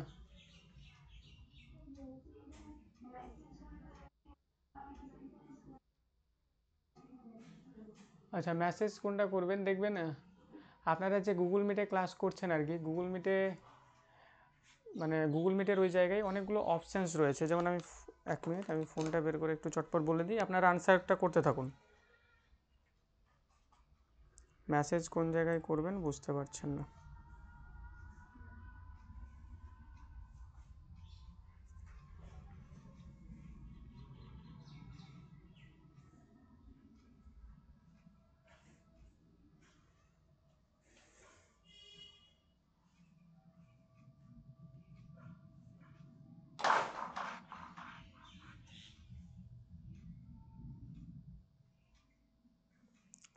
আচ্ছা, আপনারা যে দেখছেন আর কি ক্লাসটা, দেখুন এরকম দেখাচ্ছে আর কি, ঠিক আছে। ফোনে দেখা যাবে না, কিন্তু দেখুন এক জায়গায় ক্যামেরা রয়েছে, মাইক রয়েছে।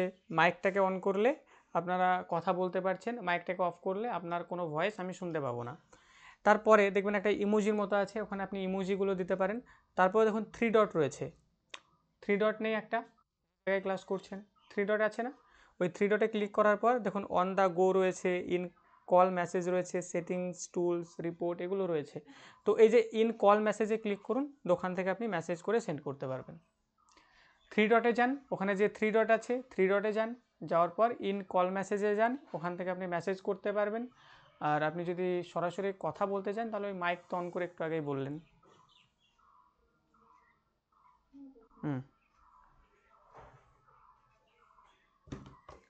চলুন, ফার্স্ট প্রশ্ন বলছে যে ভারতীয় সংবিধানের উল্লেখিত নির্দেশাত্মক নীতির ধারণাটি কোথা থেকে গৃহীত হয়েছে? আয়ারল্যান্ডের সংবিধান থেকে। কোথা থেকে নিয়ে আসা হয়েছে? আয়ারল্যান্ডের সংবিধান থেকে। অপশন এ প্রত্যেকেই আনসার করছেন। নেক্সট প্রশ্ন, ভারতীয় সংবিধানের কোন অংশে রাষ্ট্র পরিচালনার নির্দেশমূলক নীতি বা ডিপিএসপিগুলি সম্পর্কে উল্লেখ করা হয়েছে? ভারতীয় সংবিধানের কোন অংশে রাষ্ট্র পরিচালনার নির্দেশমূলক নীতি ডিপিএসপিগুলি সম্পর্কে উল্লেখ করা হয়েছে? চতুর্থ, পঞ্চম, ষষ্ঠ নাকি সপ্তম?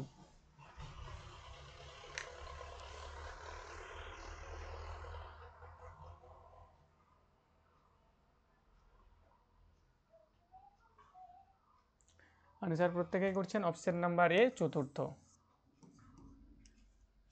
নেক্সট, রাষ্ট্রের নির্দেশাত্মক নীতিগুলি, এখানে বলছে যে আদালত কর্তৃক বিচারযোগ্য, আদালত কর্তৃক বিচারযোগ্য নয়, কেবলমাত্র কয়েকটি নীতি বিচারযোগ্য, এগুলোর কোনোটি নয়।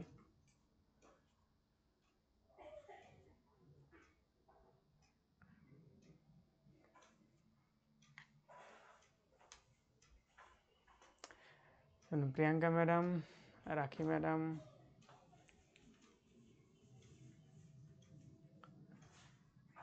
চলুন তাহলে এটার আনসার কি করবেন? অবশ্যই অপশন বি, আদালত কর্তৃক বিচারযোগ্য নয়, মানে এগুলো সবই হচ্ছে নন জাস্টিসেবল, আদালত কর্তৃক বিচারযোগ্য নয়।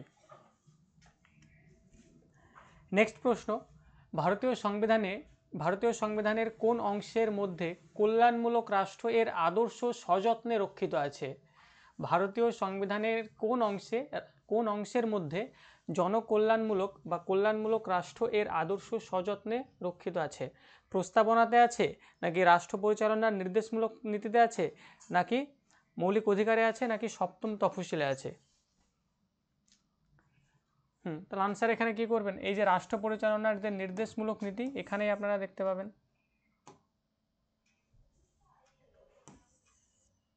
রাষ্ট্র পরিচালনার নির্দেশমূলক নীতির এখানেই আপনারা দেখতে পাবেন যে জনকল্যাণমূলক রাষ্ট্র, এবং এটাই এর উদ্দেশ্যতে বলা হয়েছে 38 নম্বর ধারাতে। নেক্সট প্রশ্ন, ভারতের সংবিধানে রাষ্ট্রীয় নীতির নির্দেশাত্মক নীতিগুলি, ভারতের সংবিধানে রাষ্ট্রীয় নীতির নির্দেশমূলক নীতি উল্লেখ করে সঠিক জুটিটি চিহ্নিত করুন। এখানে আবার একটা সঠিক কোনটাকে সেটা বের করতে বলছে, সঠিক জুটি কোনটি? বলছে যে সমান ন্যায় বিচার এবং বিনামূল্যে আইনি সহায়তা, এটা ধারা 42-এ বলছে। কৃষি ও পশুপালন সংস্থা, এটা ধারা 43 বলছে। গ্রাম পঞ্চায়েতের সংগঠন, এটা ধারা 41 বলছে। যে পুরুষ এবং মহিলা উভয়ের জন্য সমান কাজের জন্য সমান বেতন রয়েছে, এটা ধারা 39 বলছে। এই চারটের মধ্যে সঠিক কোনটা? এই চারটের মধ্যে সঠিক জুটি বের করতে বলছে।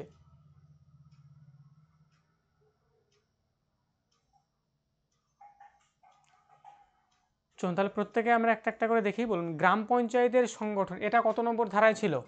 গ্রাম পঞ্চায়েতের, হ্যাঁ এটা ছিল হচ্ছে 40 নম্বর, তার মানে এটা ভুল হয়ে গেল, এটা 40 নম্বর ধারায় ছিল। পরে দেখুন কৃষি ও পশুপালন সংস্থা, মানে কৃষি ও পশুপালন ব্যাপারে যে কথাবার্তা বলা হয়েছিল সেটা সেটা ছিল কত? সেটা ছিল হচ্ছে 48 নম্বর ধারাতে। পরে নিচেরটা দেখুন, যে পুরুষ এবং মহিলা উভয়ের জন্য সমান কাজের জন্য সমান বেতন রয়েছে, এটা কত নম্বর ধারাতে ছিল? সমান কাজের জন্য সমান বেতন, 4 নম্বর অপশান দেখুন। হুম, এটা কত নম্বরে ছিল? আচ্ছা এটা, হ্যাঁ এটা 39-এ ছিল, একদমই ঠিক। পরে এক একটা দেখুন, সমান ন্যায় বিচার এবং বিনামূল্যে আইনি সহায়তার ধারা,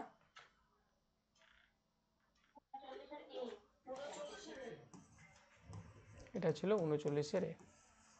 তাহলে এক্ষেত্রে আমি ভুল, যে এই সঠিক যেটা দেখতে পেলাম অপশান নাম্বার ডি হচ্ছে সঠিক, যে পুরুষ এবং মহিলা উভয়ের জন্য সমান কাজের জন্য সমান বেতন রয়েছে, ধারা নাম্বার 39-এ।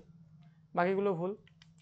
নেক্সট প্রশ্ন, ভারতীয় সংবিধানের কোন ধারায় বলা হয়েছে যে দেশের সকল নাগরিকদের জন্য একই দেওয়ানি বিধি আইন সচেষ্ট হবে? যেমন প্রশ্ন ছিল সেমনই তোলা হয়েছে। মানে ওই ইউনিভার্সাল সিভিল কোড যেটা, একদম ইউনিভার্সাল সিভিল কোড। আনসার করবেন অপশন নাম্বার এ 44।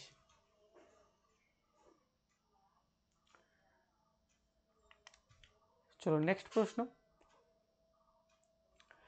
সংবিধানের কত নম্বর ধারায় বলা হয়েছে যে রাষ্ট্র সর্বসাধারণের স্বাস্থ্য, পুষ্টি ও জীবনযাত্রার মনোন্নয়নের বিষয়টিকে প্রাথমিক কর্তব্য বলে বিবেচিত করবে? ডাব্লিউবিসিএস 2016 কত?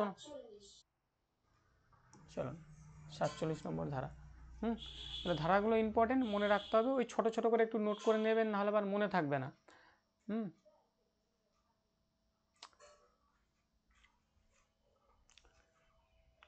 চলো নেক্সট প্রশ্ন এবং আজকের শেষ প্রশ্ন। আচ্ছা ওটাই রিপিট হয়ে গেছে, আনসার হচ্ছে, আচ্ছা এখানে ওর অপশানসগুলো ভুল। আচ্ছা দেখি এখানে অন্য কিছু থাকতে পারে। ওই নির্দেশমূলক নীতির কোন ধারায় দেশের বিচার বিভাগ ও বিচার বিভাগ সাধারণ শাসন বিভাগ, আনসার হচ্ছে 50। এটাও আপনার, হ্যাঁ এটাও আপনাদের এসেছে এসএসসি সিজিএল এক্সাম 2000 সালে এসেছে, অনেক আগে। আর রিসেন্টলি যে পরীক্ষায় যা প্রশ্ন এসেছে এর মধ্যে, এর বাইরে প্রশ্ন সেরকম আসে না বা আসেই না। আপনারা এরপর যে কোনো প্রিভিয়াস ইয়ার প্রশ্ন উঠাবেন দেখবেন সব এর মধ্যেই।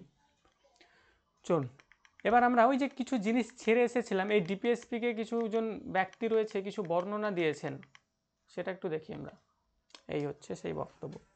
প্রথম বক্তব্য কি বলছে, যে ডক্টর বি আর আম্বেদকর আমাদের ভারতীয় সংবিধানের জনক, ডক্টর বি আর আম্বেদকর আমাদের খসড়া কমিটির চেয়ারম্যান ডক্টর বি আর আম্বেদকর।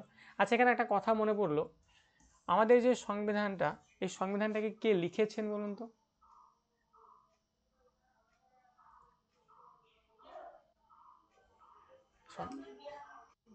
ডক্টর বি আর আম্বেদকর লেখেনি ম্যাডাম, কে লিখেছেন? হ্যাঁ প্রেম বিহারী নারায়ণ রায়জাদা। হ্যাঁ প্রেম বিহারী রায়জাদা। আচ্ছা এটা ডেকোরেটের কাজ কে করেছেন, সাজানোর কাজ, যে ডিপিএসপি? কোন বোস? ডেকোরেটের কাজ কে করেছেন? নন্দলাল। আচ্ছা নন্দলাল, আচ্ছা একটা কি ছিল, বসন্ত কুমার বৈদ্য বলে একজন ছিল না, উনি কি করেছিলেন তাহলে? হ্যাঁ যেন গুলিয়ে না যাই। হ্যাঁ ওটা বসন্ত নয়, রমেশই হবে। আমি আবার এখনও বসন্তই বলছি। হ্যাঁ একদমই ঠিক, রমেশ কুমার বৈদ্য। তো রমেশ কুমার বৈদ্য কী করেছিলেন, সেটাকে হিন্দিতে ট্রান্সলেট করেছিলেন। কেননা যখন সংবিধান লেখা হয়, সংবিধানের মূল যে ভার্সন সেটা ইংলিশে ছিল, যেটাকে ওই প্রেম বিহারী নারায়ণ রায়জাদা লিখেছিলেন। তারপরে সেটাকে হিন্দিতে ট্রান্সলেট কে করেন, আমাদের রমেশ কুমার বৈদ্য হিন্দিতে ট্রান্সলেট করেন। আর ওটাকে বসন্ত নয়, বসন্ত বলে,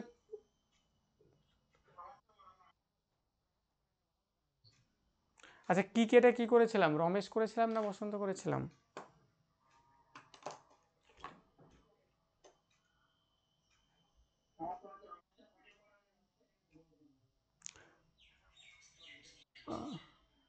হ্যাঁ হতে পারে, ঠিক আছে।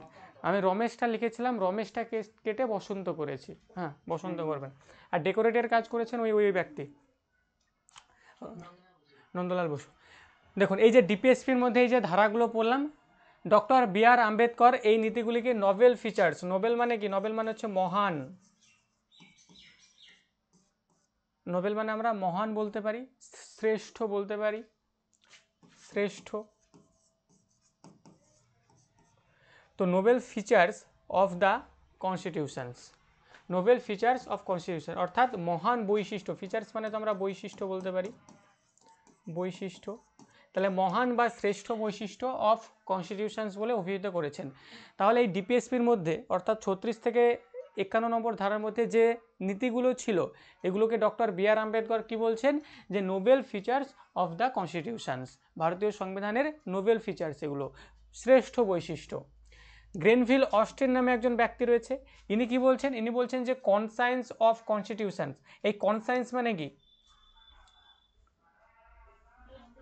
বিবেক বলতে পারি আমরা, কনসায়েন্স মানে হচ্ছে বিবেক, তাহলে বিবেক অফ কনস্টিটিউশন, কনস্টিটিউশন মানে কি সংবিধান, তাহলে সংবিধানের বিবেক বলে আখ্যা দিচ্ছে কে, এই গ্রেনভিল অস্টিন। গ্রেনভিল অস্টিন বলছে যে এই যে নীতিগুলো ডিপিএসপির মধ্যে এই যে নীতিগুলো রয়েছে এগুলো হচ্ছে আমাদের সংবিধানের বিবেক। পরে আমাদের government of India act, Bharat শাসন আইন 1935, ভারত শাসন আইন 1935-এ একে কী বলা হচ্ছে, একে বলা হচ্ছে যে ইনস্ট্রুমেন্ট অফ ইনস্ট্রাকশন। ইনস্ট্রুমেন্ট মানে কি, যন্ত্র, আর ইনস্ট্রাকশন মানে নির্দেশনা আর কি, নির্দেশ বা নির্দেশনা।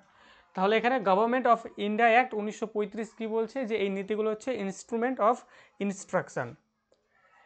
পরে রয়েছে এই যে কেটি সাহু নামে একজন ব্যক্তি, ইনি ডিপিএসপিকে কি বলছে, যে চেক অন দ্য ব্যাংক, এটা হচ্ছে ব্যাংকের একটি cheque, payable I only when the resource permit, অর্থাৎ এটা হচ্ছে ব্যাংকের দেওয়া একটি চেক যা আপনি ইউজ করতে পারবেন না, ব্যাংক যখন চাইবে তখন আপনাকে দেবে। কেননা এই কেটি সাহু কী বলছে, আমি ব্যাপারটা একটু বলি, এই ডিপিএসপির মধ্যে যে নীতিগুলো ছিল এগুলো কি ছিল, প্রত্যেকটা নীতি সরকার আপনাকে প্রোভাইড করবে, যা কিছু ছিল সবই সরকার আপনাকে প্রোভাইড করবে, তবে সেটা সরকার ইচ্ছে মতো, সরকারের ইচ্ছে মতো, সরকার চাইলে দেবে, না চাইলে দেবে না, এটা বলেছে। তো এখানে কেটি সাহু এটাই বলছে যে cheque on the bank payable I only when the resources permit, অর্থাৎ এটা হচ্ছে ব্যাংকের একটি চেকের মতো, যা ব্যাংক তার ইচ্ছে মতো খরচ করবে, আপনি পারবেন না। আপনার কাছে মনে করুন 1 কোটি টাকার একটা চেক আছে, কিন্তু সেই চেক আপনি ভাঙাতে পারবেন না, সেটা ব্যাংক চাইলে তবে ভাঙাতে পারবেন, মানে ব্যাংকের ইচ্ছা অনুযায়ী। তো এই বক্তব্যগুলো এখানে বিভিন্ন ব্যক্তিগণ রয়েছে আমাদের ডিপিএসপি সম্পর্কে বলেছে, প্রত্যেকটা বক্তব্য ইম্পর্টেন্ট, আপনাদের খাতায় নোটস করতে হবে। তো এই ছিল আজকের আমাদের ডিপিএসপি। আমরা তাহলে ডিপিএসপি শেষ করলাম, পার্ট 4 শেষ করলাম, পরবর্তী দিন আমরা পার্ট 5 নিয়ে আলোচনা করব। আর পার্ট 5-এর মধ্যে আমাদের অনেক কিছু রয়েছে, প্রথমে প্রেসিডেন্ট, ভাইস প্রেসিডেন্ট, পার্লামেন্ট, তারপর আমাদের অ্যাটর্নি সব আছে ওখানে, তারপর আমরা পরপর স্টেপ বাই স্টেপ আলোচনা করব। পলিটির আপনাদের আর কিছু ক্লাস নিলে মোটামুটি প্রায় অর্ধেকের বেশি শেষ হয়ে যায়, প্রায় অর্ধেকের কাছে চলে এসেছি, কারণ পলিটির সব তো পড়তে হয় না আপনাদের, যেগুলো ইম্পর্টেন্ট সেগুলোই পড়তে হয়। তো এই ছিল আজকের ক্লাস, আশা করি প্রত্যেকের বিষয়টি বোঝা গেল, কোথায় কি রয়েছে না রয়েছে। প্রিভিয়াস ইয়ার কিছু প্রশ্ন আমরা সমাধান করলাম। এরপরও বলুন কারো যদি কোনো রকম কোনো সমস্যা থাকে। প্রেম বিহারী নারায়ণ রায়জাদা, ফার্স্ট ক্লাস করতে হবে, তো ফার্স্ট ক্লাসগুলো একটু করতে হবে, ফার্স্ট সেকেন্ড আপনাদের যে ওই কি আছে প্লেলিস্ট আছে, ওই প্লেলিস্টে ক্লিক করবেন, ক্লাস পেয়ে যাবেন। রেকর্ডিংও আপনারা ওখানেই পেয়ে যাবেন।